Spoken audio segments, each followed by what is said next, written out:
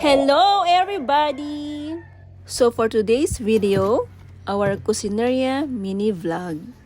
Pagbukas ko nga ng ref namin, lagi ko nakikita itong avocado na to at malapit nang masira. Nako, sayang naman.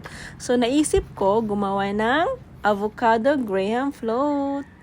Ay nako, bakit naman kasi sabay-sabay pa kayong nahinog? So, bago pa tuluyang masira, gagawan na lang tayo ng masarap na merienda. Buti na lang merong 2 pack ng graham crackers dito.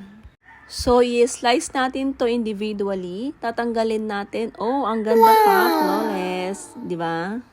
Tatanggalin natin yung laman ng avocado and then isa-separate natin yung pwede pang i-slice kasi gagamitin natin yan mamaya. Ilalagay natin sa ibabaw ng graham float natin, and then yung durog naman, i-blend natin yan, sasama natin sa mixture. So yung ginamit ko pala dito ay yung available lang sa ref namin, isang Angel na all-purpose cream at isang Nestle na all-purpose cream, same lang na all-purpose cream guys. And then, i-blend lang natin yan, tapos ihalo natin yung 1 can na condensed jersey po yung ginamit ko dyan. Ito nga pala yung sinasabi ko kanina na kailangan kong i-separate yung avocado na durog kasi ihahalo ko dyan sa pagbe-blend ng mixture para lalong maglasa yung avocado natin. So medyo nakulangan ako sa tamis kaya hinalo ko lahat yung natitirang jersey na condensed dyan. So let's start doing the avocado graham float. Lover with you, love with you, feel so true, feel so new. Love with you, every moment just me and you.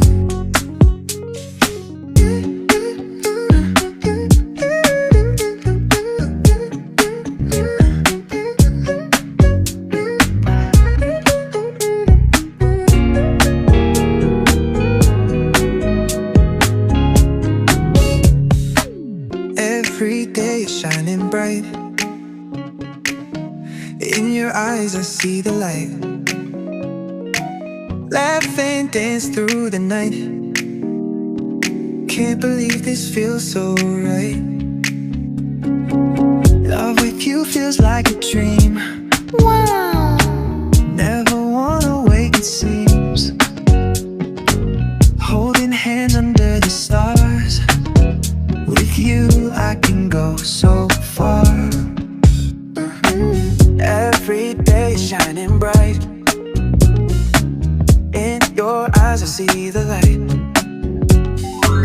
And we're done. Lagay lang natin sa chiller. Tapos pag medyo malamig-lamig na, masarap na yan. Thank you for watching guys. Bye!